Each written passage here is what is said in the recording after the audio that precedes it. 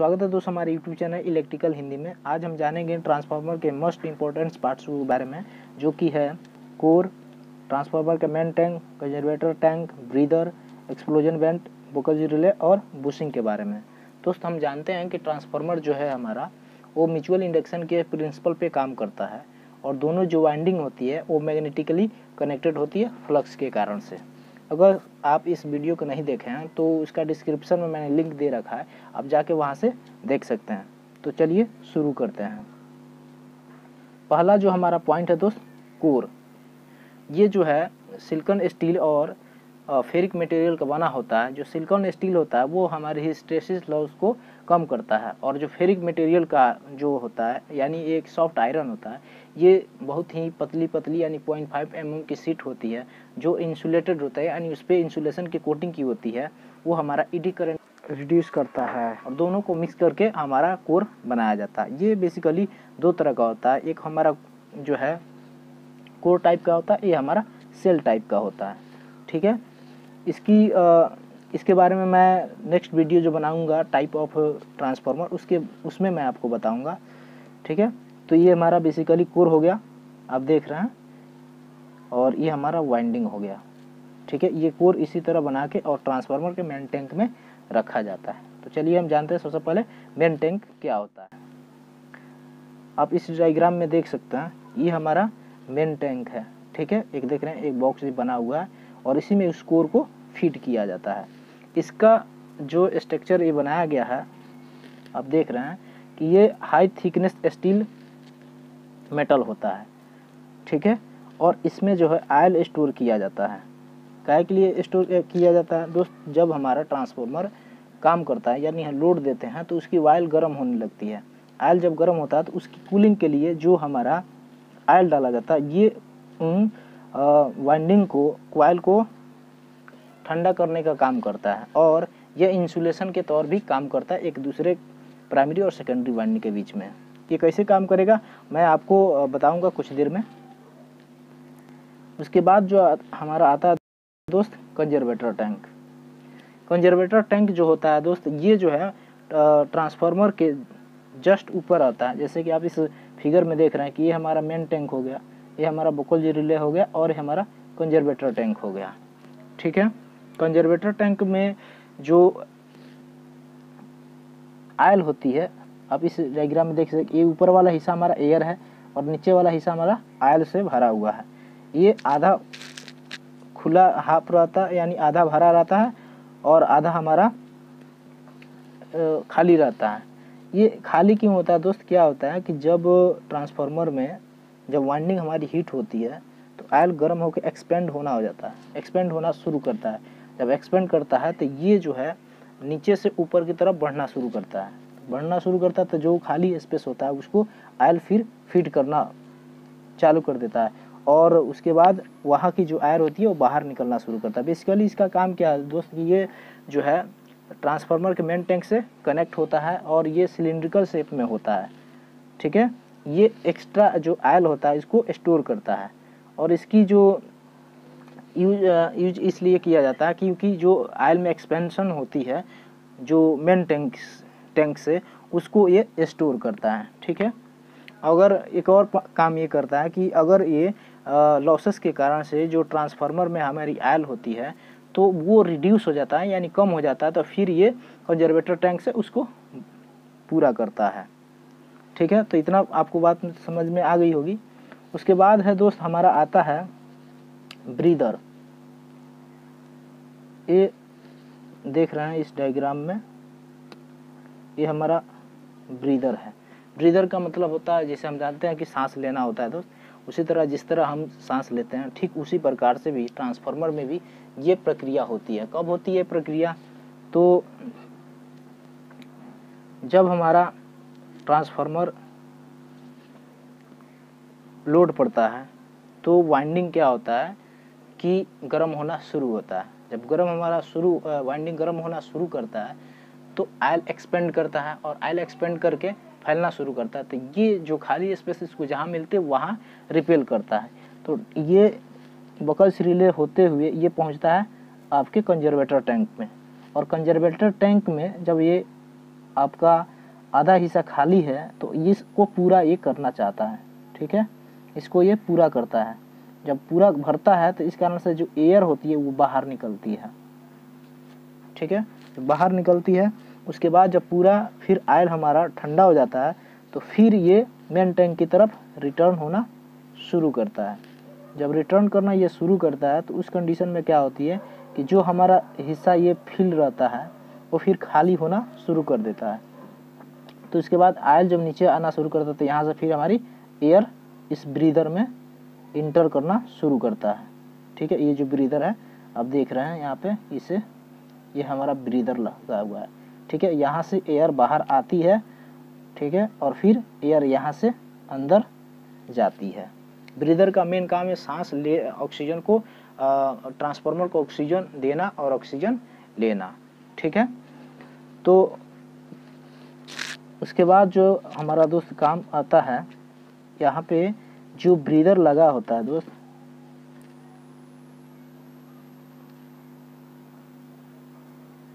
इस ब्रीदर में दोस्त सिलिका जेल यूज किया जाता है। सिलिका जेल क्यों यूज किया जाता है? तो सिलिका जेल जो है ये मॉइस्चर को एब्जॉर्ब करता है। आप देख सकते हैं कि इस डायग्राम में ये हमारा सिलिका जेल है, ठीक है। ये दोनों टंकी उसी तरह लगा रहता है जिस तरह आप पिछले फिगर में देख चुके हैं कि ये एक टैब से जुड़ा हुआ है, उसी तरह ये एक जुड़ा रहता है, ठीक है। इसमें होता क्या है कि जब हमारा सिलिका जेल यूज नहीं हुआ होता है उस कंडीशन में ये ब्लू कलर का होता है, आप देख सकते हैं, ठीक है, ये ब्लू कलर का होता है। और जैसे ये यूज हो जाता है उसके बाद ये फिर पिंक कलर का हो जाता है। तो ये बेसिकली कब होता है दोस्त कि जब ऑयल जो हमारा ठंडा होने लगता है और कंजर्वेटर टैंक से ऊपर से फिर ये नीचे फॉलो करना शुरू कर देता है, तो उस टाइम में फिर कंजर्वेटर टैंक में क्या होता है कि कंजर्वेटर टैंक में हमारा एयर फिलअप होने लगता है, ठीक है। एयर जब इसमें फिर से रिटर्न होने लगता है तो यहाँ से जो है एयर जो अंडर ब्रीदर के होके और कंजर्वेटर टैंक को पहुँचती है, इसमें आपका एयर के साथ में आपका मॉइस्चर यानी नमी भी जाती है। तो सिलिका जेल उस कंडीशन में क्या करता है कि जो नमी आती है उसको सोख लेता है, ठीक है। यही इसका मेन फंक्शन है सिलिका जेल का कि जो भी नमी या जो भी डस्ट बॉल आता है वहीं पे रुक जाता है और जो प्योर यानी सूखा शुष्क जो एयर होता है वो हमारे कंजर्वेटर टैंक हो जाता है। ये इसलिए ज़रूरी होता है दोस्त कि अगर एयर के साथ नमी जाएगी तो ट्रांसफार्मर ऑयल के जो इंसुलेशन होता है वो ख़त्म हो जाएगा, ठीक है। उसके बाद जो हमारा दोस्त आता है एक्सप्लोजन वेंट। एक्सप्लोजन वेंट आप इस डायग्राम में देख सकते हैं कि ये जो है एक लंबा सा पाइप लगा हुआ है जो ट्रांसफार्मर मेन टैंक में लगा रहता है। आप किसी भी बाहर भी जो ट्रांसफार्मर आप देखिएगा कि एक लंबा सा पाइप की तरह निकला होगा और उसके फेस पे यानी मुंह पे एक ढक्कन सा लगा होगा। ये जो ढक्कन होता है दोस्त, ये ढक्कन जो मेन टैंक बनता है उसके चादर से लगभग ये पतली रहती है, ठीक है।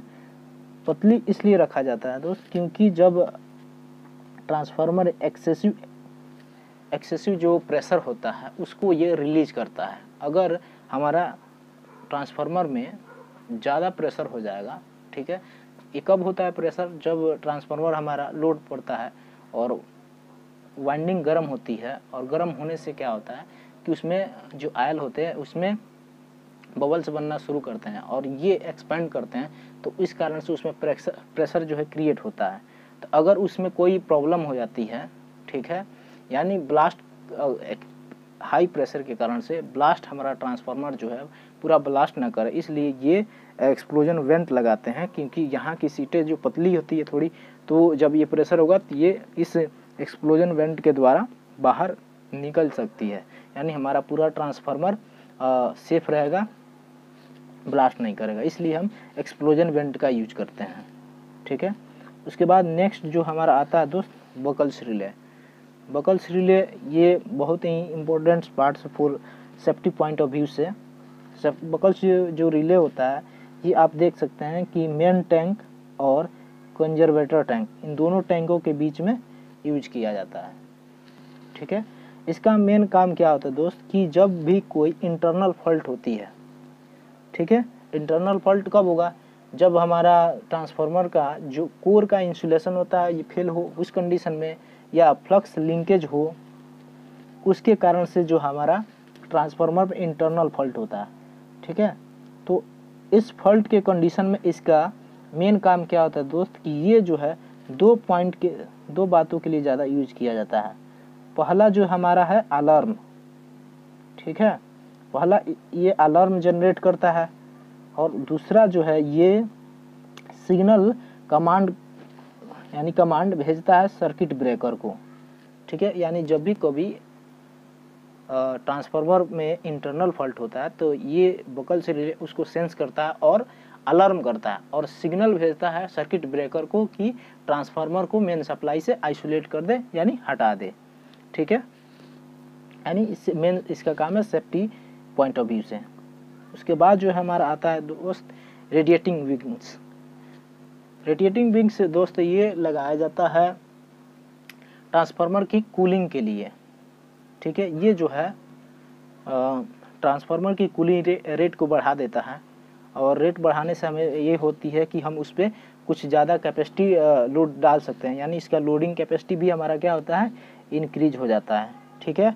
और आयल का जो इसके कारण ये रेडिएटिंग विंग से जो आयल का सरफेस है, यानी इसमें कुछ आयल हमारे गर्म आयल जो है इसमें आ जाती है, ठीक है। चारों तरफ आप किसी भी ट्रांसफार्मर में देखिएगा ये चारों तरफ रहता है, लगभग दो साइड, दो इधर भी होता है और दो आपका बैक साइड भी आपको दिखाई दे रहा है, ठीक है। तो ये होता है, और इसके कारण से इसमें जो होता है पतली पतली दोस्त ये दो पत्तियों को वेल्डिंग करके बनाया जाता है, ठीक है। और वेल्डिंग करके बनाया जाता है तो इसमें क्या होती है कि गर्म जो हमारी आयल होती है वो इन विंग्स में चढ़ना शुरू करता है, ठीक है। इसमें जब ये चढ़ना शुरू करता है तो ये जो है बाहर रहती है और इसमें एयर हमारा जाता रहता है, ठीक है, एयर पास करता रहता है। तो इस कारण से इसकी जो आयल की जो गर्मी होती है वो बाहर डिसिपेट हो जाती है, और फिर से जो आयल इसमें चढ़ा रहता है फिर से ये मेन टैंक में चला जाता है, ठीक है। तो इसका मेन काम है दोस्त कि जो आयल की गर्मी को यानी ट्रांसफार्मर को कूलिंग प्रदान करे। ये इसमें जो है हॉट गर्म आयल बाहर जाती है और फिर ठंडा होकर फिर नीचे की तरफ आ जाती है, ठीक है। उसके बाद दोस्त हमारा आता है बुशिंग्स। ये एक इंसुलेटिंग डिवाइस है दोस्त, ठीक है। ये हमारा बुशिंग है, ये हाई वोल्टेज बुशिंग हो गया, ये हमारा लो वोल्टेज बुशिंग हो गया, ठीक है। ये दो प्रकार का होता है, एक हाई वोल्टेज बुशिंग होता है और एक जो है लो वोल्टेज बुशिंग होता है, ठीक है। इसमें ये जो आपको ब्राउन कलर का दिखाई दे रहा है ये पोर्सिलिन मटेरियल होता है जो इंसुलेशन प्रोवाइड करता है, ठीक है। यानी ये ट्रांसफार्मर के मेन टैंक से और जो हमारी सप्लाई 11 kV की आती है या 440 वोल्ट की आती है, जो कंडक्टर को डायरेक्ट हमारे मेन टैंक से ना जुड़ पाए, ठीक है, इसलिए ये पोर्सिलिन यूज किया जाता है। पर इसके अंदर से दोस्त कंडक्टर जो है हमारा ट्रांसफार्मर के मेन वाइंडिंग से जुड़ा रहता है, ठीक है। ये बाहर सरफेस से ऊपर से इंसुलेशन लेकिन अंदर जो है इसकी कंडक्टर हमारी पूरी कोर से कनेक्टेड रहता है, ठीक है। यानी ये कहा जाए तो ये जो है एक मेन सप्लाई को रास्ता क्रिएट करके देता है सप्लाई मेन टैंक तक, ठीक है। तो मैं आशा करता हूँ कि ये बात आपको सारी चीज़ें इसकी फंक्शन समझ में आ गई है। एक बार और हम देख लेते हैं कि ये सारा प्रोसीजर कैसे काम करता है। तो जब लोड पड़ती है तो हमारा जो कोर होता है वो गर्म होता है, और कोर गर्म होने के कारण से वाइंडिंग जो आयल भी है तो वो भी गर्म होता है और एक्सपेंड होकर वो कंजर्वेटर टैंक पे जाती है। कंजर्वेटर टैंक से फिर वो बाहर की तरफ, जो कंजर्वेटर टैंक में हाफ जो फिलेड होता है वो पूरा फुल होने की कोशिश करता है, जितना एक्सपेंड होता है तो एयर बाहर जाती है ब्रीदिंग के कारण से। फिर उसके बाद क्या होता है कि ये रिटर्न फिर जब इसका हीट जो है लॉस हो जाता है तो फिर जो तेल है कंजर्वेटर टैंक से फिर नीचे की तरफ आती है और फिर उस टाइम में ब्रीदर क्या करता है कि जो हवा में नमी होती है यानी मॉइस्चर होता है उसको एब्जॉर्ब कर लेता है। ठीक है, तो मैं आशा करता हूँ कि ये टॉपिक आपको बहुत अच्छा से क्लियर समझ में आ गया होगा। अगर आप चैनल पर नए हैं तो प्लीज़ चैनल को सब्सक्राइब करें और बेल आइकन को क्लिक करें।